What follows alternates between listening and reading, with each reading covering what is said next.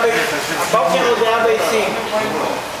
הבוקר עוד היה ביצים, עכשיו הם כבר הכל עבר, היא נקטעה את כל המיכלים ושמים אותם פה. Утром были крылья, они сейчас все помыли, личинки. בדיוק. עכשיו, הם 4.5 ימים, מאז שזה בוקע, יש להם קצת הורמון שהם לא צריכים לאכול. אחרי 4 במשק הגרוע. ברגע שהם יצאו, יש להם 4.5 ימים. После того, как они вышли, 4,5 дня, их не нужно кормить. ואחרי זה מתחילים להאכיל אותם. После этого нужно давать корм. במכלים שיש שם אנחנו מכינים מזון. Вот там вот эти большие емкости, там они подготовят корм.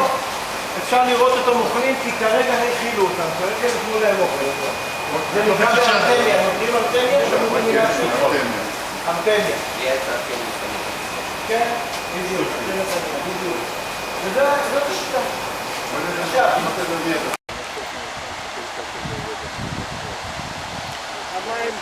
המים פה הם גם לגידול דגים וגם להשקיה של הסדות. בישראל לא שופטים מים.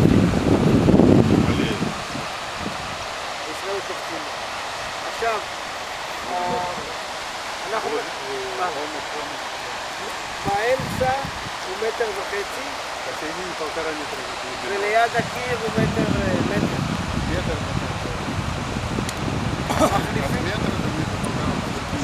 מחליפים פה 5 פעמים ביום את המים.